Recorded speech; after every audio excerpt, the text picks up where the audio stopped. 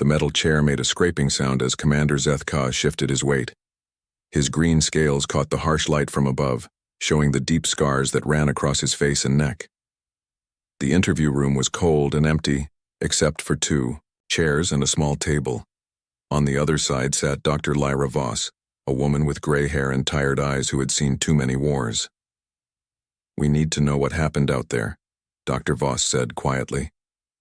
Her fingers moved over the recording device. "The Galactic Council wants the truth about the war with humans." Zeth-Ka looked at the walls around them. He had fought in many battles across the galaxy, but talking about the humans made his hands shake. "You want to know about the humans," he said. His voice was rough and deep. "You think you can understand what they are like, but you cannot. No one can." "Try me," Dr. Voss said. The alien commander was quiet for a long time.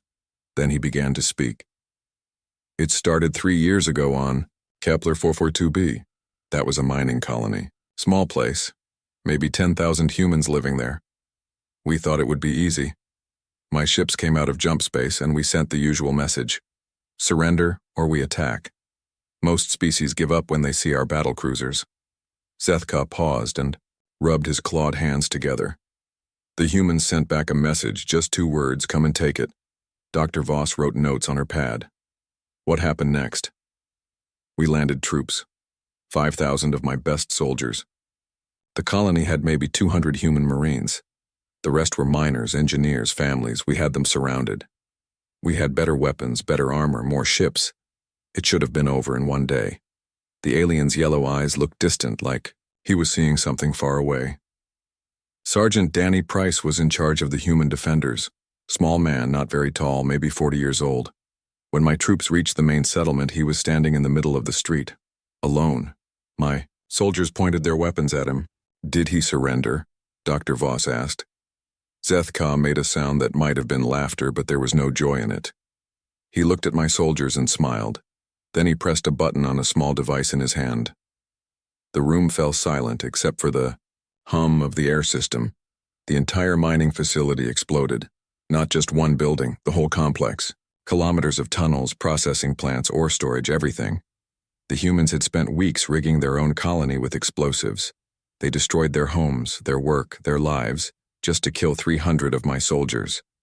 Dr. Voss stopped, writing. "They killed themselves?" Price survived the blast. He was in a reinforced bunker. When my troops found him, he was sitting in the ruins, drinking something from a metal cup, still smiling. My soldiers asked him why he did it, why he destroyed everything. Zeth-Ka's claws tapped against the table. He said it was better to live 1 day as free humans than a lifetime as alien slaves. Then he asked my soldiers if they wanted some coffee. Coffee? Human drink. Price had saved some. He offered it to the soldiers who were going to execute him. Said it might be the last good coffee in the galaxy. The alien shook his head. Some of my soldiers actually took the coffee. They were so shocked by what happened that they forgot. They were supposed to be enemies. Dr. Voss leaned forward. "What did you do with Price?" "We took him prisoner." "Biggest mistake of the war." Zeth-Ka's scales seemed to darken. "Price spent the next 6 months in our prison ship. During that time he learned our language, our customs, our military procedures. He made friends with the guards. He was polite, helpful, even funny. The guards started to like him." "That doesn't sound so bad." Then one night the prison ship exploded. Price had been making small bombs from cleaning supplies and medical equipment.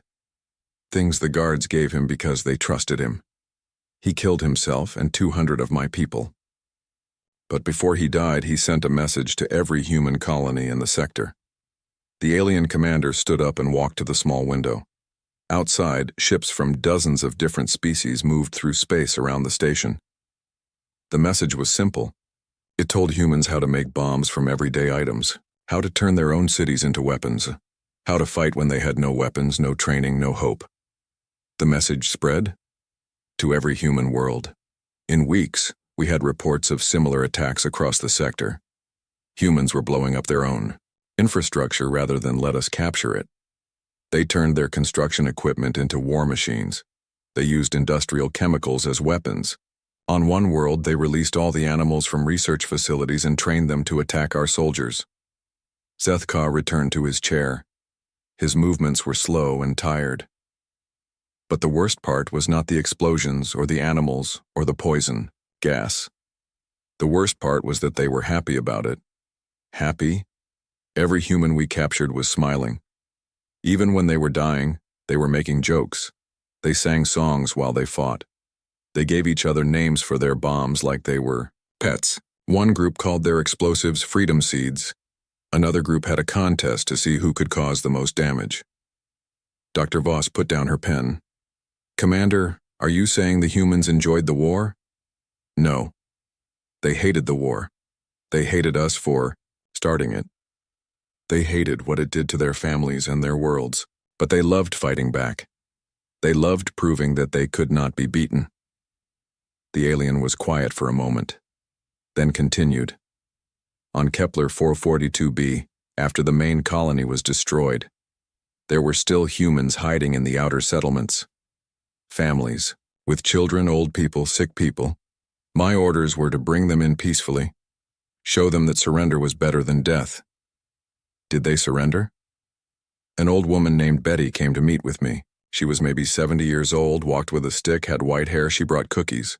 Cookies? Small sweet food. She made them for my soldiers. Said she wanted to thank us for not shooting first. Very polite, very kind. While my soldiers ate her cookies, she talked about her grandchildren, her garden, her cat. Zethka's voice became quieter. The cookies were poisoned. Not enough to kill, but enough to make my soldiers sick for days. While they were throwing up and could not fight. The old woman and her neighbors disappeared into the mountains. They took all their food, tools, and weapons with them. Did you find them? We tried for months. They had turned the mountain caves into a fortress. Every tunnel was trapped. Every path had hidden guns. They had enough supplies to last years. And they kept sending messages to my ships. What kind of messages? Recipes for poison. Instructions for making traps. Stories about how my soldiers cried when they got sick from the cookies. The alien's laugh was bitter. Betty became famous across human space. They called her Grandma Death. She became a symbol of human resistance. Dr. Voss looked at her. Notes. How did it end?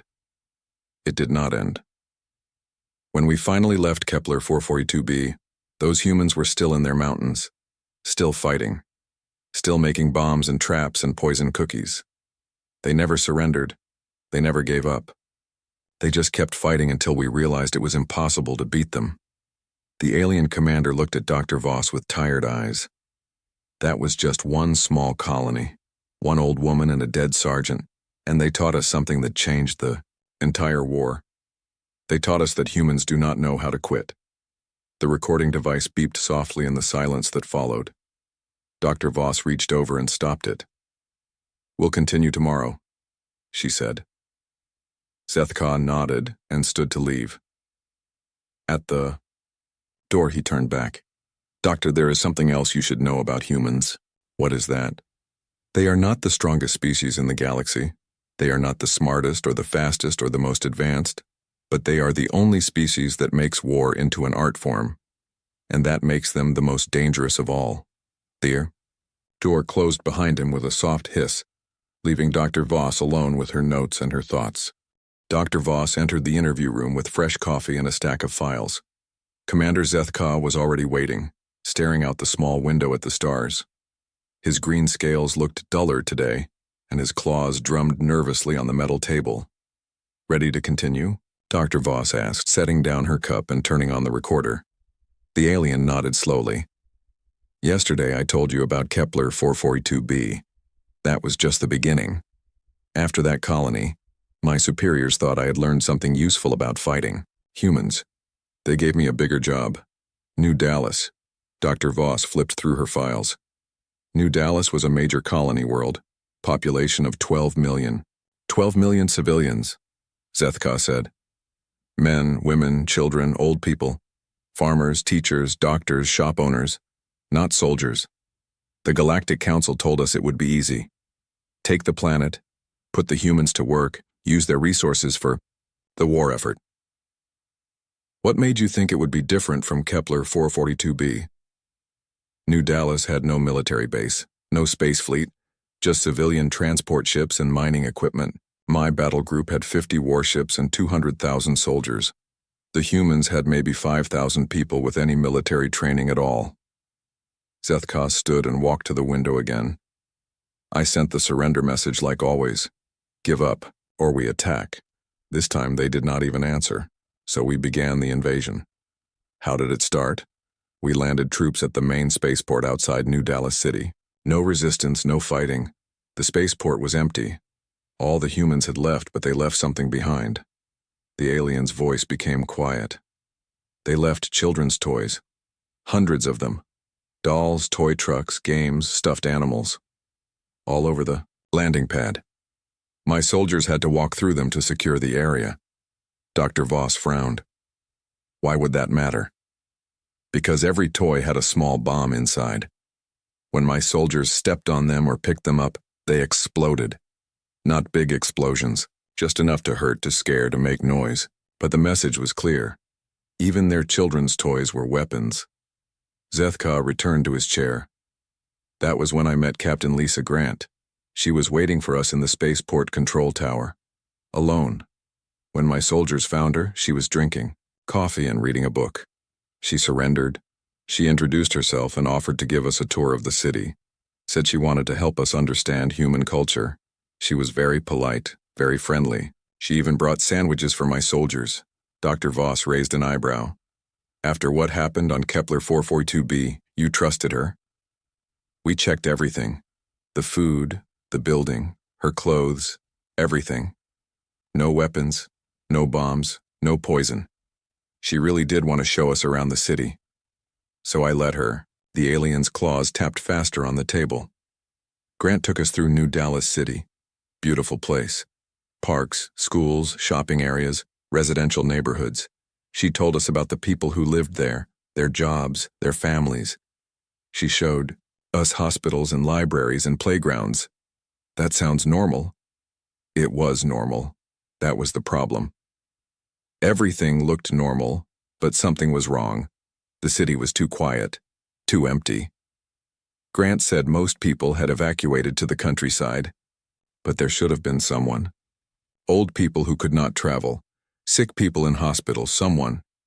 Zethkar leaned forward. After 3 days of searching, we found them. All 12 million humans were still on the planet. They had not evacuated. They had organized. Organized how? Grant had spent 2 months before our arrival preparing the entire population for war. Every human on the planet had a job. Every building had been turned into a fortress. Every street had hidden weapons. Every person, from children to grandparents, was part of a resistance network. Dr. Voss stopped writing. Children? Grant showed me herself. She took me to what looked like a school. Inside, human children between 10 and 16 years old were learning to make bombs, set traps, and use weapons. The teachers were showing them how to identify alien weak points, how to move without being seen, how to gather information. The alien's voice became strained. I asked Grant why she was using children as soldiers. She said they were not soldiers. They were free humans defending their home. She said every human had the right to fight for freedom, no matter how old they were. What did you do? I ordered my soldiers to arrest the children. Grant did not try to stop us. She just smiled and said we could try. When my soldiers entered the school, the children scattered. They knew every hiding place, every secret passage, every way in and out of the building. Zethkar paused to drink from a cup of water. We caught maybe 20 children out of 200. The rest disappeared into the city, but they did not run away. They started their own war. How? Small attacks at first. A soldier would disappear while on patrol. A supply truck would break down because someone put sand in the engine. Communications equipment would stop working because wires had been cut. Food would spoil because someone had tampered with the storage systems. The alien commander's scales darkened.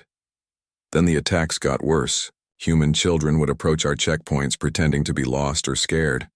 When soldiers came to help them, the children would activate bombs hidden in their clothes. Not always to kill, sometimes just to hurt and frighten. Dr. Voss put down her pen. Commander, are you saying human children committed suicide attacks?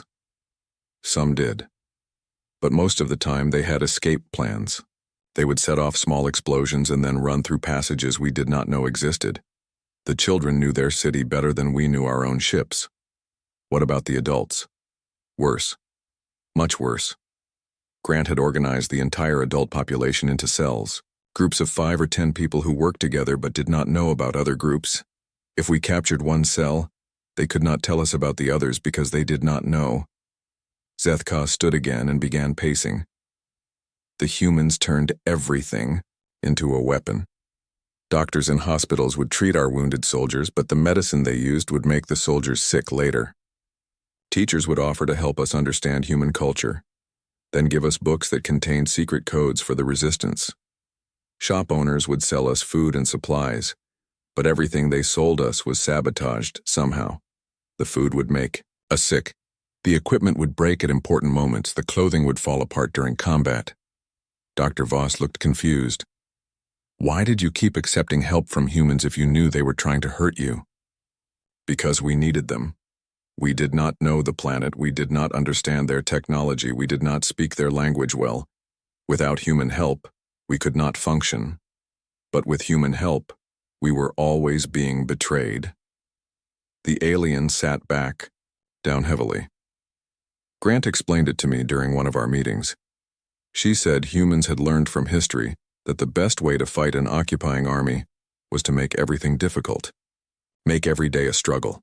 Make every decision dangerous. Make the enemy afraid to trust anyone. How long did this go on? 8 months. 8 months of constant attacks, constant sabotage, constant fear. My soldiers stopped sleeping well. They jumped at every sound. They were afraid to eat local food, afraid to accept help from humans, afraid to go anywhere alone. Zethka's voice became very quiet. The worst part was that the humans never acted like they were losing. Every time we captured some of them, they were smiling. They made jokes, they sang songs, they acted like they were winning the war.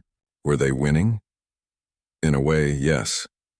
We had captured the cities, but we controlled nothing.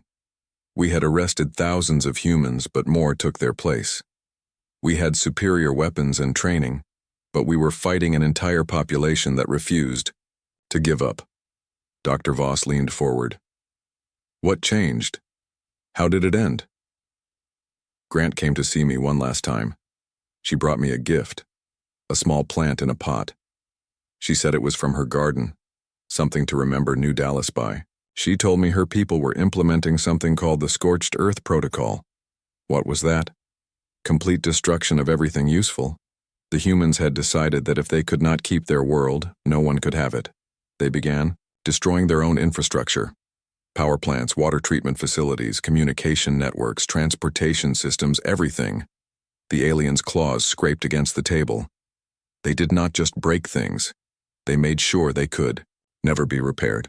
They used acid to destroy metal. They poisoned water supplies. They burned libraries and databases. In 3 weeks, they turned a beautiful modern world into a wasteland. Did they evacuate first? No. That was the most frightening part. The humans stayed. They lived in the ruins they had created. They drank poisoned water and ate contaminated food and breathed polluted air, but they kept fighting. They said they would rather die as free humans on a dead world than live as slaves on a living one. Dr. Voss stared at her notes. What did you do? I withdrew my forces. There was nothing left to conquer. No infrastructure to use, no resources to steal, no population to control. The humans had made their planet worthless to us. But they were still there, still alive, still fighting. Zethka looked out the window again. As my ships left orbit, Grant sent me one final message. She thanked me for the experience and said it had taught her people valuable lessons about fighting aliens. She said those lessons would be shared with every human world in the galaxy. And the plant she gave you? The alien commander almost smiled. I kept it. It grew during the trip. Back to headquarters. Commander Zethka entered the interview room looking older than before. His scales had lost more of their color and his movements were slow and careful. Dr. Voss noticed he kept looking over his shoulder as if expecting something to attack him from behind. Are you ready to continue? she asked, setting up the recording equipment. I do not think anyone can be ready to talk about what happened in the Sol system, Zethka replied. But I will try. Dr. Voss pressed the record button. Tell me about the space battle. The alien commander was quiet for a long moment. After New Dallas, the Galactic Council decided the human home system had to be taken. Earth was the center of human resistance. If we could capture it, maybe the other human worlds would finally surrender. How big was the invasion fleet? 3,000 ships. Battle cruisers, destroyers, fighters, support vessels. The largest fleet ever assembled in galactic history. I commanded one battle group of 200 ships. We thought it would be enough. Zethka stood and walked to his usual spot by the window. The human home system has many planets, but most of the population lives on Earth. Between Earth and the outer planets is a belt of asteroids. Thousands of rocks floating in space, some as big as mountains.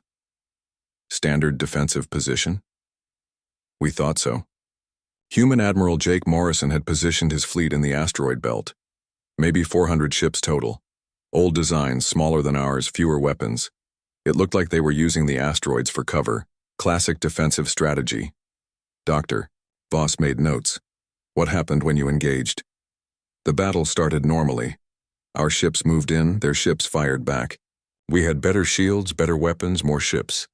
For the first hour, everything went as expected. We were winning. The aliens' claws began their familiar tapping on the table. Then Morrison sent a message to all ships, human and alien. Just 3 words. Remember the Alamo. What does that mean? Human battle cry from their history. It means fight to the death, never surrender, make the enemy pay for every victory. When Morrison said those words, everything changed. Zethka returned to his chair, moving like his bones hurt. The asteroid started moving, not drifting like normal rocks in space. Moving with purpose, with direction. The humans had been working in that asteroid belt for months before we arrived. Working how? They had hollowed out hundreds of asteroids and filled them with weapons, nuclear missiles, plasma cannons, railguns, things we had never seen before. What we thought were just floating rocks were actually hidden fortresses. Dr. Voss stopped writing. The entire asteroid belt was weaponized. Not just weaponized. The humans had connected everything with tunnels and communication systems. People could move from one asteroid to another without ever going into open space. They had built a city inside the asteroid belt, and we flew right into the middle of it. The alien commander's voice became strained. When the trap was triggered, we found ourselves surrounded by weapons we could not see coming from directions we had not expected. Asteroids that looked dead and empty suddenly opened up and revealed massive gun batteries. How did your fleet respond? We tried to retreat and regroup, but the humans had planned for that too. They had positioned some asteroids behind us, blocking our escape routes. Other asteroids moved to surround our ships. We were caught in a box made of weaponized rocks. Zethka paused to drink water, his hands shaking slightly. But the worst part was not the weapons. It was what the humans did with their damaged ships. What do you mean? When one of our ships was badly damaged, the crew would try to repair it or abandon it. When a human ship was damaged beyond repair, the crew would aim it at the nearest alien ship and ram it at full speed. Dr. Voss looked up from her notes. Suicide attacks? Every single time. I watched human captains give orders to ram alien ships even when their crews could have escaped in lifeboats. They chose to die if it meant taking some of us with them. The alien stood again and began pacing. Admiral Morrison's flagship was hit by 3 of our heaviest weapons. The ship was breaking apart, atmosphere leaking, engines failing. Instead of surrendering, Morrison ordered his ship to ram our command vessel. Did he succeed? His ship hit our flagship and destroyed it completely. Morrison and his entire crew died, but they took out our supreme commander and his staff. In one attack, they cut the head off our entire invasion force. Zethka's scales darkened as he continued. That became the pattern. Damaged human ships would become missiles. Human fighters with no ammunition would ram our ships. Even escape pods with single crew members would try to damage our vessels during rescue operations. How many ships did you lose to ramming attacks? Over 600 ships were destroyed or damaged by human suicide attacks. But the numbers do not tell the real story. The real story is what it did to my soldiers' minds. Dr. Voss leaned forward. What do you mean? My crew stopped wanting to fight. Every time we damaged a human ship, instead of feeling victory, they felt fear, because they knew that damaged ship was about to become a weapon aimed at us.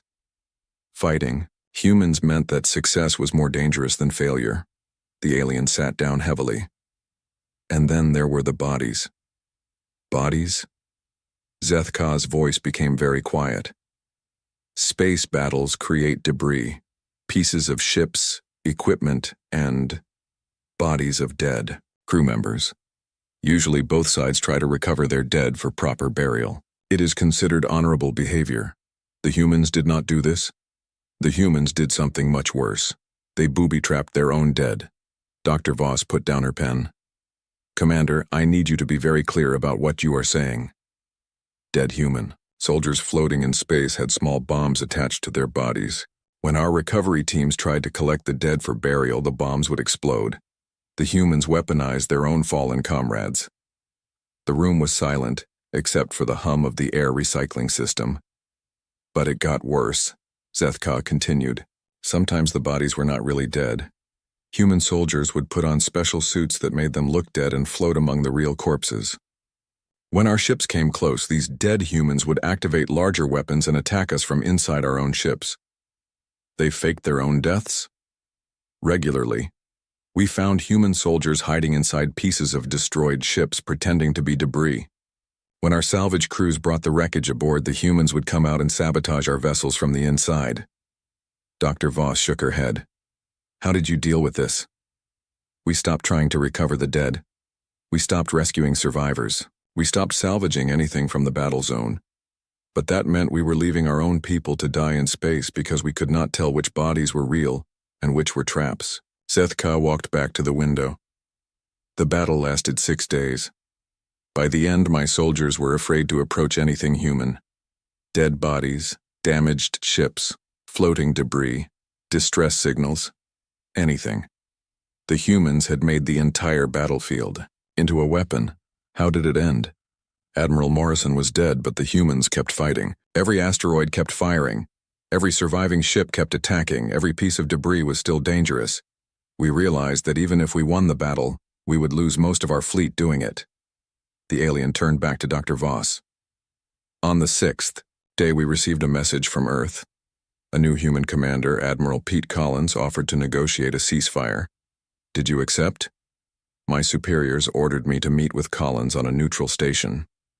When I arrived, I expected to discuss terms of human surrender. Instead, Collins presented me with detailed intelligence about every ship in our invasion fleet. Dr. Voss frowned. How could he have that information? The humans had been monitoring all our communications during the battle. They knew our ship, names, our crew numbers, our weapon capabilities, our supply levels, everything. Collins told me that human agents had infiltrated our support bases throughout the galaxy. Agents? Humans who looked like other species through surgery and genetic modification. They had been gathering intelligence for years, preparing for this war. Collins showed me photographs of human spies working inside alien governments, military bases, and supply depots. Zethka returned to his chair one final time. Collins made it clear that the humans could continue the war indefinitely. They could strike at any alien world, any military base, any supply convoy. They had been preparing for galactic war while we thought they were just a primitive species on one planet. What did you tell your superiors? I told them the truth. The humans were not just defending their home system. They were fighting a galactic war and they were winning. Every battle we won cost us more than we could afford, and every battle we lost made them stronger. Dr. Voss checked her recorder. Is that when the peace negotiations began? That is when we realized we were not fighting a war anymore. We were fighting extinction. The humans had made it clear that they would rather destroy the entire galaxy than accept defeat, and they had the means to do it. The alien commander looked out at the stars one more time. Collins sent me a final message before I left the peace talks. He said the battle in the asteroid belt was just a test. a way to see how well humans could fight in space. He said the real war would begin if we ever attacked Earth itself. Did you believe him? After what I saw in that asteroid belt, I believed every word. Dr. Voss found Commander Zethkar sitting in the corner of the interview room as far from the door as possible. His back was against the wall, and his eyes constantly moved around the room. She had seen this behavior before in soldiers who had experienced too much combat. "Commander, are you feeling well enough to continue?"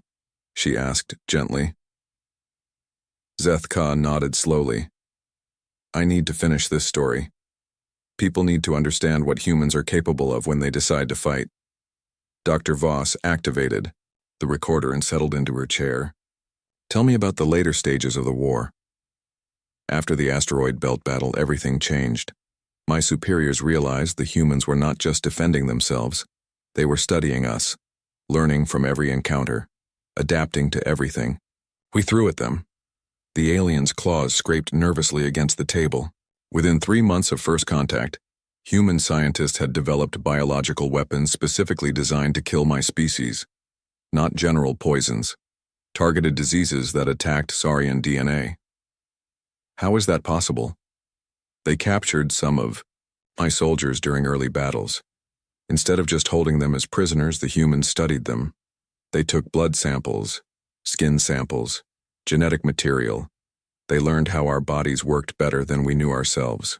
Dr. Voss made notes. What kind of weapons did they create? Airborne viruses that made our scales fall off, bacteria that attacked our digestive systems, chemical compounds that interfered with our ability to regulate body temperature. They created dozens of different biological weapons in just a few months. Zethkar stood and began his familiar pacing. But the terrifying part was not that they made these weapons. It was how they used them. How do you mean? The humans would release the biological weapons in small amounts at first, just enough to make a few soldiers sick. Then they would watch how we responded, what medicines we used, what procedures. We followed how we tried to protect ourselves. The alien's voice became strained. Once they understood our countermeasures, they would modify their weapons to get around our defenses. Every time we thought we had solved the problem, the humans would change their approach.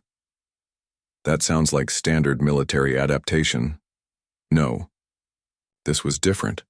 Most species develop weapons and then use them. Humans develop weapons, test them, study the results, improve them, test them again, and keep changing them. They treat warfare like a science experiment. Dr. Voss looked up from her notes.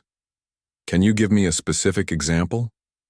Lieutenant Colonel Amy Brooks, Human Special Forces Commander. She led deep infiltration missions behind our lines. Her teams would study our bases for weeks before attacking. Zethkar's scales darkened as he continued. Brooks and her soldiers would capture our personnel and interview them. Not torture. Interview. They would ask questions about our training, our procedures, our fears, our hopes, our families back home. Why? Because Brooks understood that knowing your enemy means more than knowing their weapons. It means knowing how they think, how they make decisions, what motivates them to fight or surrender. The alien sat down heavily. Brooks used that knowledge to destroy us from the inside. She would approach our bases disguised as refugees or traders. She spoke our language perfectly, knew our customs, understood our military ranks and procedures. How did she learn so much? From the soldiers she interviewed. Every conversation taught her something new about how we operated. She learned our radio frequencies, our patrol schedules, our security codes, even our personal habits. Dr. Voss frowned. Did your soldiers know they were giving away information? That was the clever part. Brooks never asked direct military questions. She would ask about home, about family, about food preferences, about religious beliefs.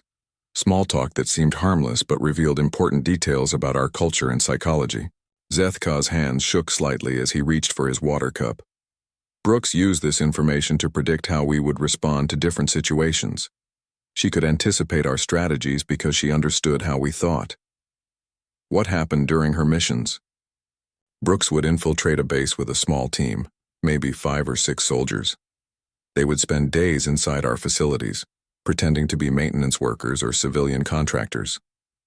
During this time, they would plant listening devices, steal documents, and identify key personnel. The alien's voice became quieter. When they were ready to attack, they would eliminate our command structure first. Not just killing officers, but targeting the specific people who made important decisions. Brooks knew which commanders were brave, which were cowards, which were smart, which were foolish. Did you ever catch her? 3 times. But Brooks had prepared for capture too. She would allow herself to be taken prisoner, then use the time in custody to gather more intelligence about our prison systems and interrogation procedures. Dr. Voss stopped writing. She planned to be captured. Brooks told me herself during one interrogation. She said every experience was a learning opportunity. Even being a prisoner taught her useful information about how we treated captives, what questions we asked, what techniques we used to break enemy morale. How did she escape? Different ways each time. Once she picked the locks on her cell using improvised tools. Another time she convinced her guards that she was actually a defector who wanted to help us fight other humans. The third time she started a riot among other prisoners to create a distraction. Zethka stood and walked to the window again. But the escapes were not the important part. The important part was what Brooks learned during each capture. She studied our prison procedures, our guard rotations, our security weaknesses. What did she do with that information? Brooks used it to help other captured humans escape. She developed detailed guides for breaking out of our prisons, avoiding our security systems, and evading our search procedures. These guides were shared with human resistance networks across the galaxy. The alien turned back to Dr. Voss. Within 6 months, human prisoners were escaping from our most secure facilities. They knew exactly how to defeat our locks, avoid our sensors, and confuse our guards. That seems impossible. I thought so too, until I realized what Brooks had done. She had turned being a prisoner into an intelligence-gathering mission. Every human we captured became a potential spy who could learn our secrets and share them with other humans. Dr. Voss shook her head. What happened to Brooks? She disappeared during a mission to rescue captured humans from a prison planet. We never found her body, but we kept receiving intelligence reports that someone with her skills was operating in different sectors of the galaxy. Zethka returned to his chair. I became convinced that Brooks had trained other humans to use her methods. Everywhere we went, we encountered humans who seemed to know too much about our operations, our weaknesses, our plans. You think she created a network of spies? I know she did. During our final meeting, Brooks showed me photographs of human agents working inside alien military commands, government offices, and research facilities throughout the galaxy. The alien's voice became very quiet. Some of these agents had been in place for years before the war started. They had undergone surgery to look like other species. They had learned alien languages and customs so well that even their co-workers did not suspect they were human. How many agents? Brooks claimed there were human spies on every major alien world in the galaxy. She said humans had been preparing for galactic war for decades, long before anyone knew they existed. Dr. Voss put down her pen.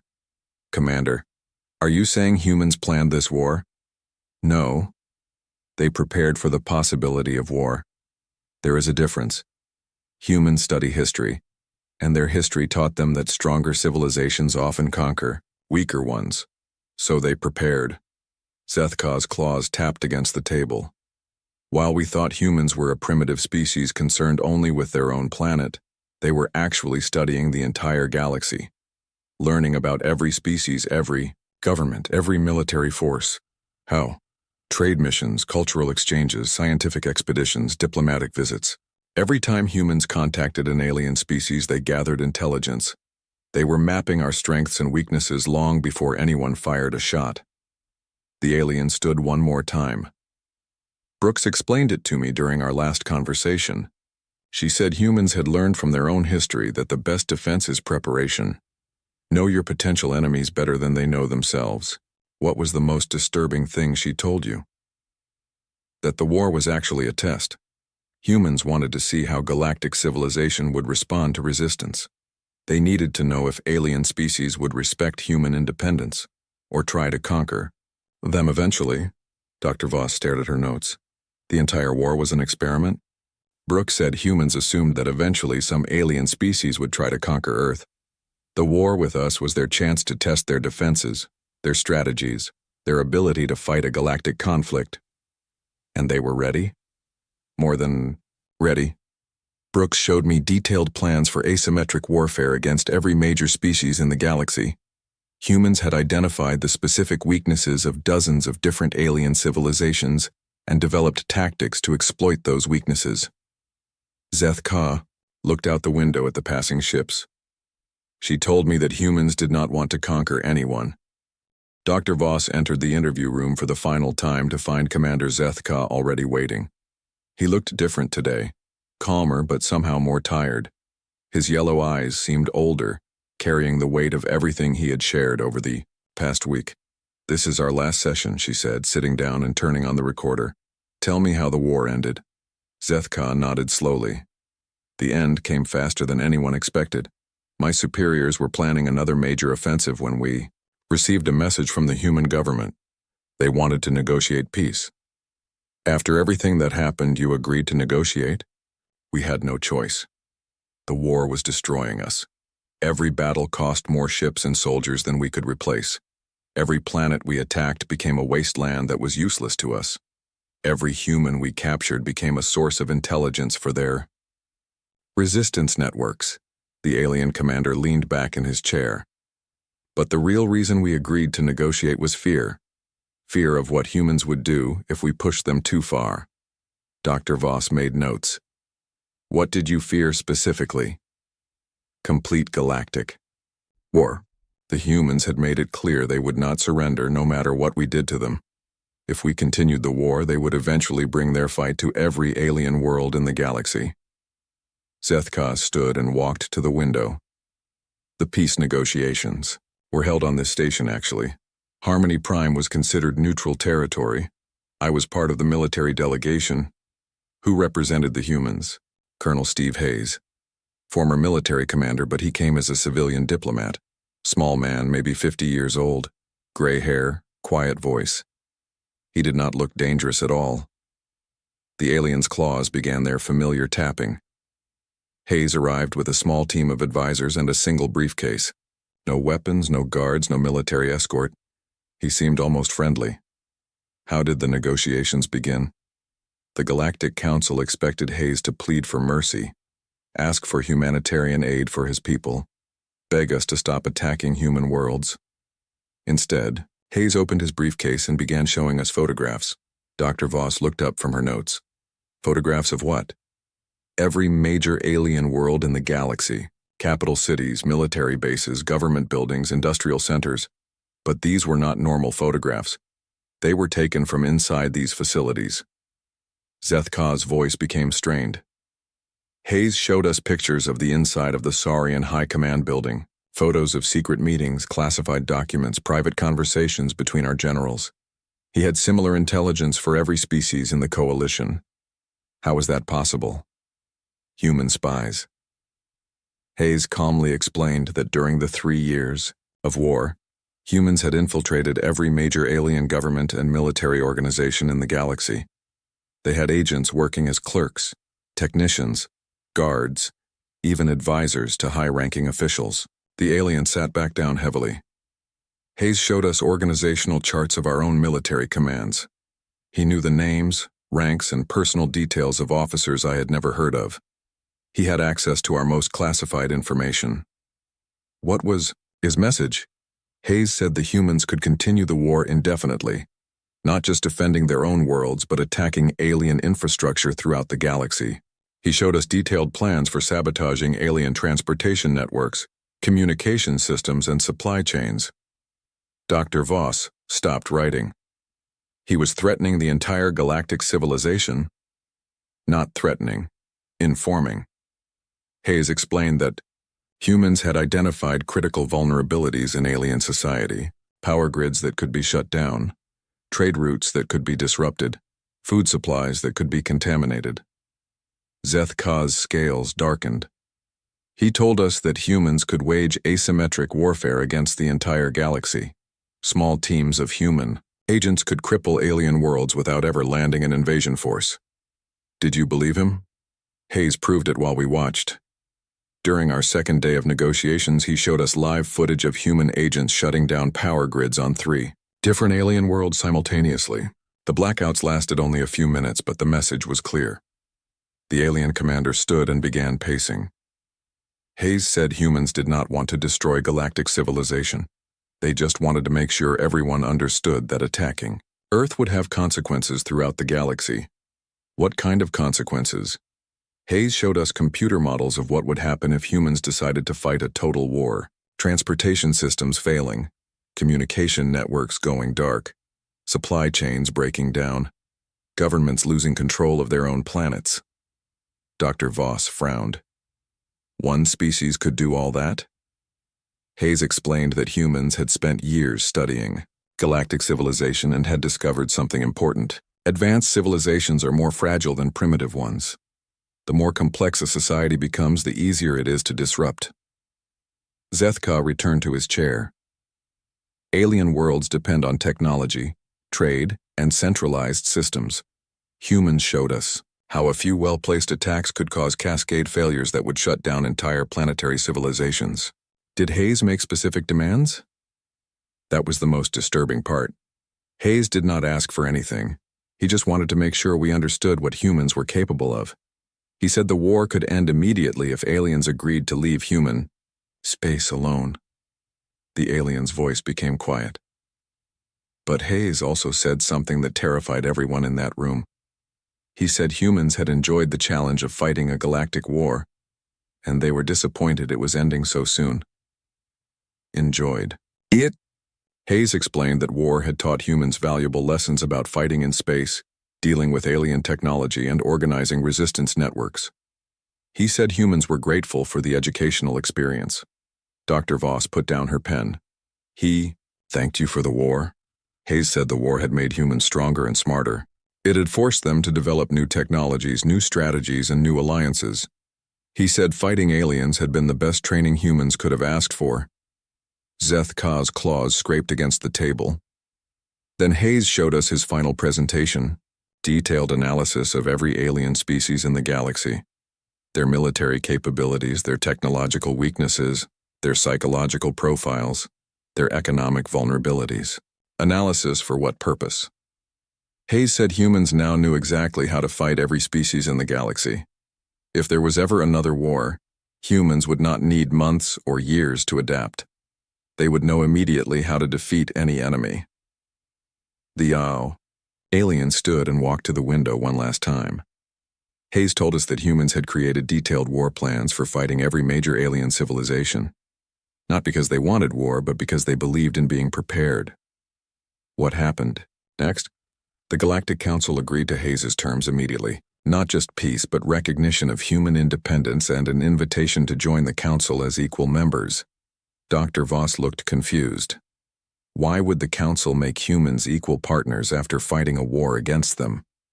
Because Hayes made it clear that humans would either be respected as equals or treated as permanent enemies. There was no middle ground. Either aliens accepted humans as civilized partners, or humans would treat them as potential threats to be neutralized. Zethka turned back from the window. Hayes said humans had learned from their own history that peace through strength was the only lasting peace.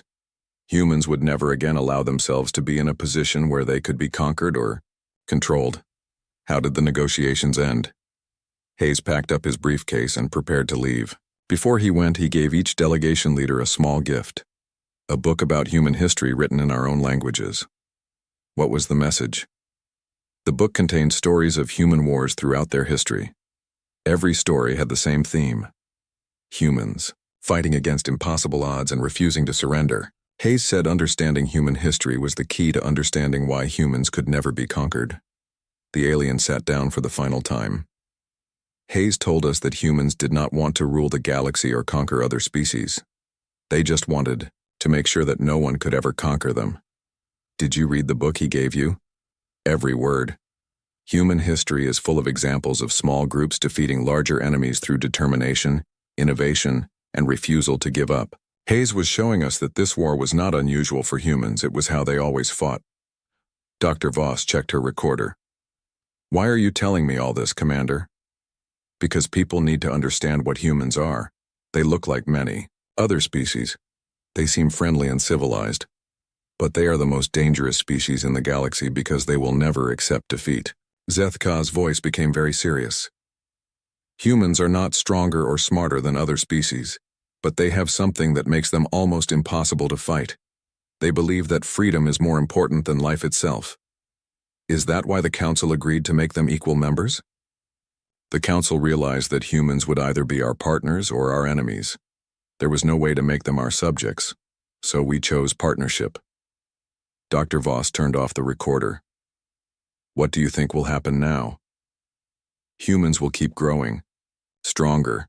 They will keep learning about other species. They will keep preparing for wars that may never come. And they will keep reminding everyone that attacking them is a mistake no one wants to make twice. Zethka stood to leave. Doctor, humans changed everything. Before this war, the galaxy was controlled by whoever had the biggest fleet and the most advanced weapons.